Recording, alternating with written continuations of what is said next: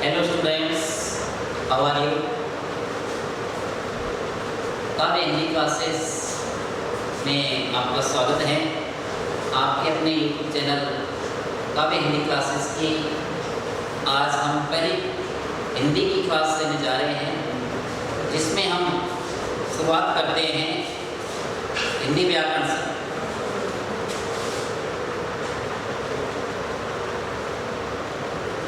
आज हम हिंदी व्याकरण पढ़ेंगे, तो आपको सबसे पहले ये जानना जरूरी है कि व्याकरण क्या चीज होता है। व्याकरण शब्द जो है वी आ दो उपसर्गों से त्रि धातु और विलुप्त प्रत्यय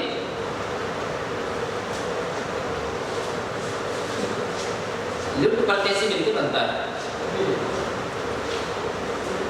वी और आ उपसर्ग त्रि धातु और लुप्त प्रत्यय से मिलकर के व्याकरण शब्द की उत्पत्ति होती है। और व्याकरण शब्द का मूल अर्थ होता है विश्लेषण करना। क्या करना? विश्लेषण करना। व्याकरण भाषा का विश्लेषण करके भाषा को शुद्ध रूप देता है। तो भाषा की शुद्धि के लिए व्याकरण का अध्ययन किया जाता है। भाषा को शुद्ध रूप कौन देता है? व्याकरण देता है। तो व्याकरण को परिभाषित किस रूप में करेंगे अपन? भाषा को शुद्ध रूप से पढ़ने व लिखने के नियमों का शास्त्र व्याकरण कहलाता है।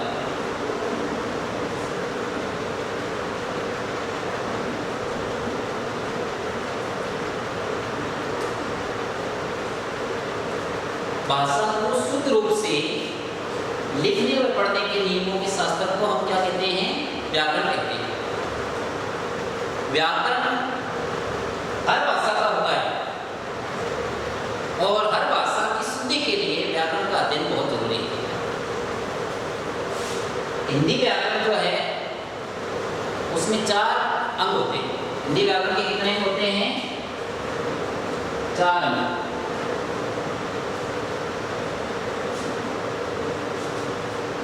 हिंदी व्याकरण में 4 अंग होते हैं। में 4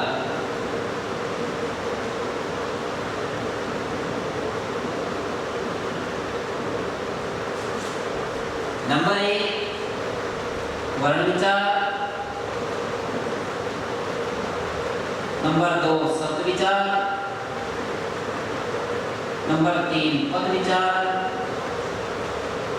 और नंबर 4 वाक्य विचार। ये हिंदी व्याकरण के 4 अंग: वर्ण विचार, शब्द विचार, पद विचार और वाक्य विचार। इनमें हिंदी व्याकरण का सबसे छोटा जो रूप है वो है वर्ण।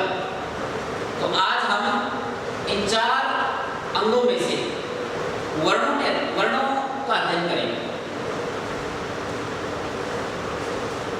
तो आप जानते होंगे हिंदी व्याकरण जो है वी और आ उपसर्ग में त्रि धातु जुड़ करके लुप्त प्रत्यय जुड़ करके बनता है, जिसका अर्थ होता है विश्लेषण करना।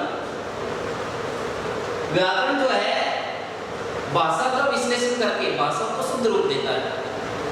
तो व्याकरण किसे कहेंगे? भाषा को शुद्ध रूप से पढ़ने व लिखने के नियमों का शास्त्र जो होता है उसे व्याकरण कहते हैं। व्याकरण के 4 अंग होते हैं। कितने? 4: वर्ण विचार, शब्द विचार, पद विचार और वाक्य विचार। तो आज हम सर्वप्रथम वर्णों पे बात करेंगे। वर्ण विचार।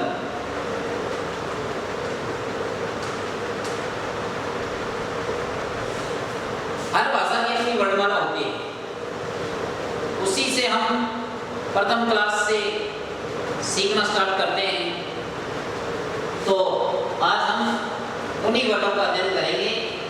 वर्ण क्या होते हैं? भाषा की सबसे छोटी लिखित इकाई। भाषा की सबसे छोटी लिखित इकाई जिसके हम और टुकड़े नहीं कर सकते, जिसके और अधिक टुकड़े नहीं किए जा सकते, नहीं किए जा सकते। क्या कहेंगे? वर्ण। वर्ण कहलाते हैं। वर्ण किसे कहेंगे? भाषा की सबसे छोटी लिखित इकाई जिसके और अधिक टुकड़े नहीं किए जा सकते, उन्हें वर्ण कहते हैं। हिंदी भाषा में वर्णों की कुल संख्या 44 होती है। हिंदी में कितने होते हैं वर्ण? 44।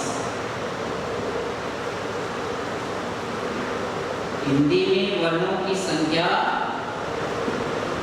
44 है। कितने वर्ण हैं? 44। इन 44 वर्णों को हम दो भागों में बांटते हैं। कितने भागों में? दो। इन वर्णों को दो भागों में बांटा जाता है।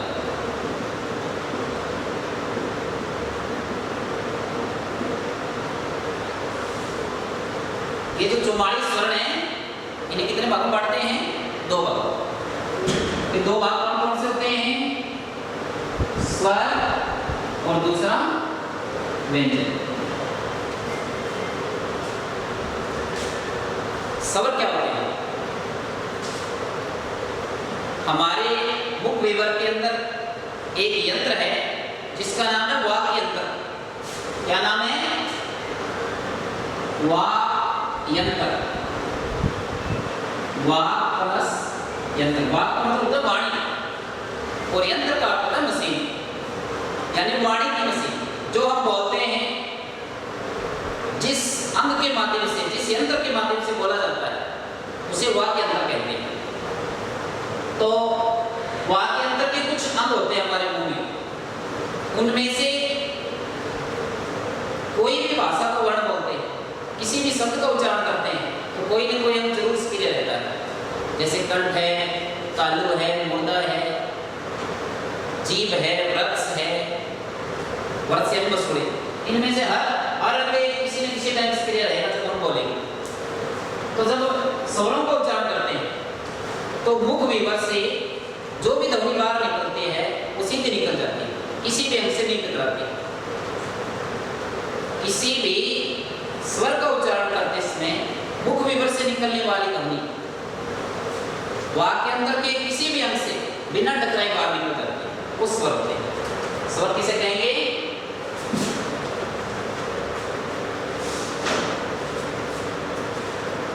उच्चारण करते समय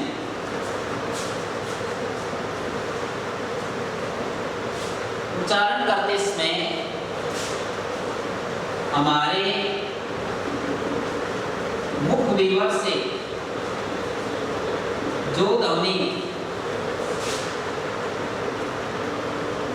वाक्य अंतर के किसी भी अंग से बिना टकराए बाहर निकल जाए या बाहर निकल जाती है,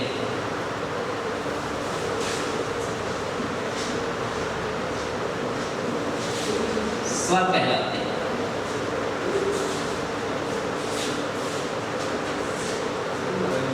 जब हम उच्चारण करते हैं तो हमारे मुख विवर से जो ध्वनि वाक्य अंतर के किसी भी अंग से बिना टकराए बाहर निकल जाए वो स्वर कहलाए। हिंदी में स्वरों की संख्या है 11। हिंदी में कितने स्वर होते हैं? 11 स्वर होते हैं। ये कौन कौन से हैं? ए, आ, ई, ओ, री,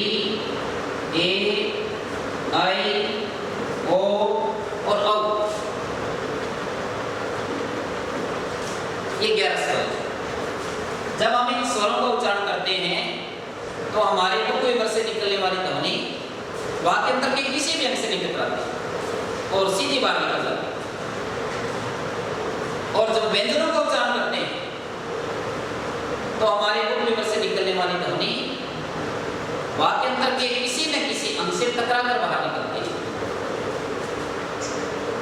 दूसरा होता है व्यंजन। उच्चारण करते इसमें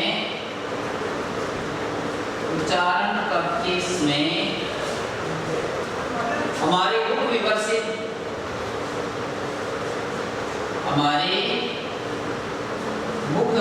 से निकलने वाली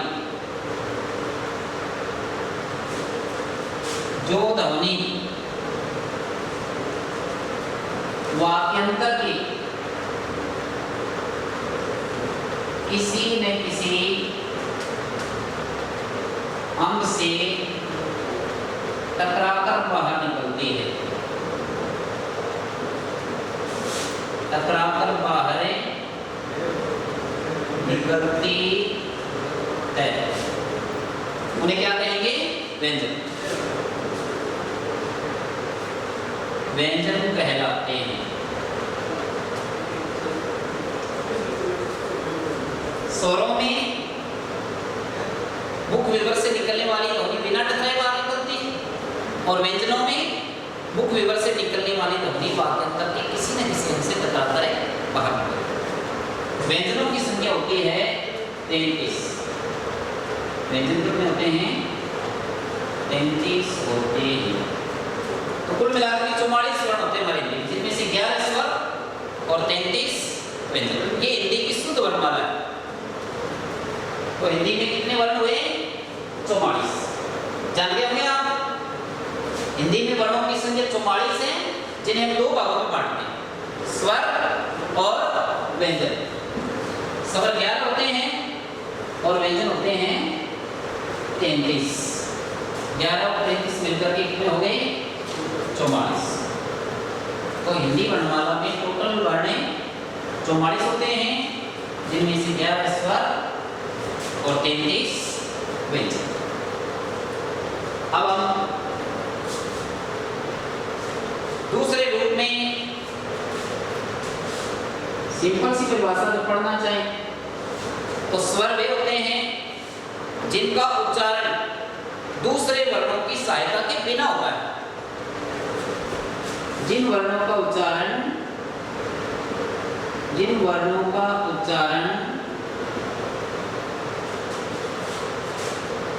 दूसरे वर्णों के सहयोग के बिना होता है,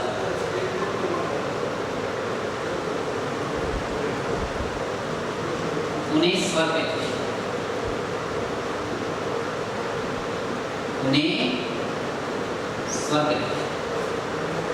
दो परिभाषाएं हैं, या तो स्वर के लिए आप ये परिभाषा याद कर लो, मुख विवर से निकलने वाली वह ध्वनि जो बिना किसी अंग से टकराए सीधी बाहर निकल जाती है, स्वर हो गए।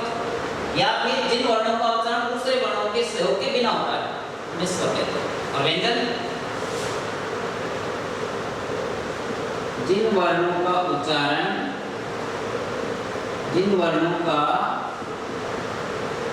स्वरों की सहायता से होता है।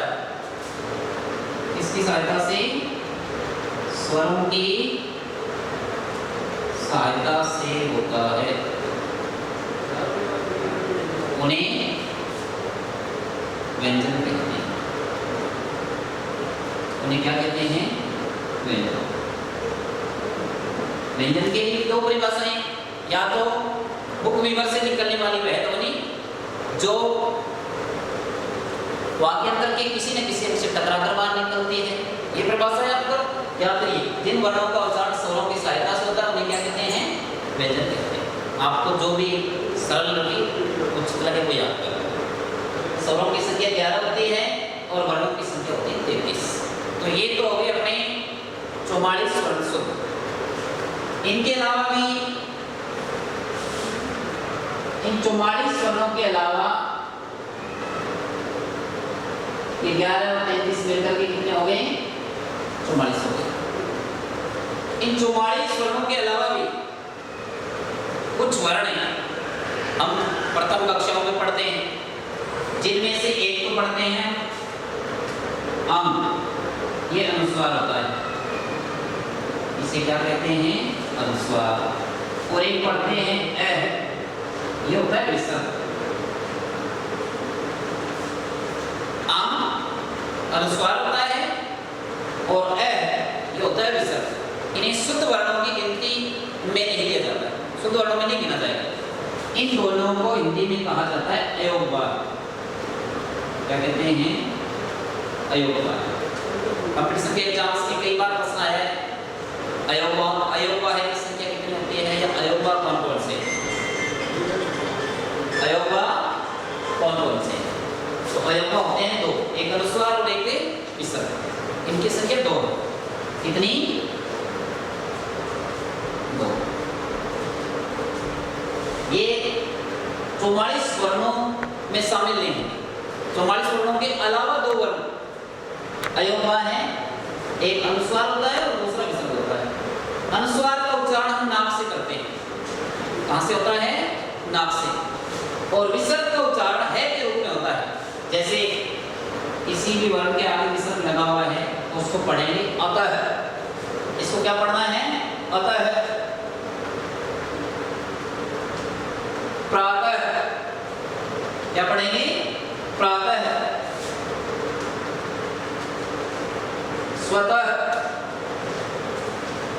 इस प्रकार से ये दो अयोगवार होते हैं, एक अनुस्वार और दूसरा विसर्ग। अब अनुस्वार का उच्चारण कैसे करेंगे?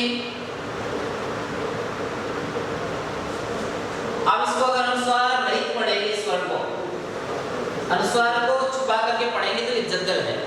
क्या है? जद्दल। और जब हम अनुस्वार सहित पढ़ेंगे, जय के ऊपर अनुस्वार लगा है तो इसको पढ़ेंगे जम। क्या पढ़ेंगे? जम गल। तो इस शब्द का उच्चारण होगा जंगल। इसी तरह से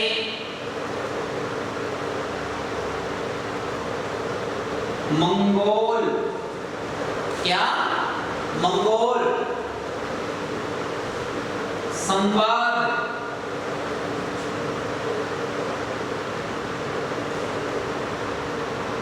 आतंक।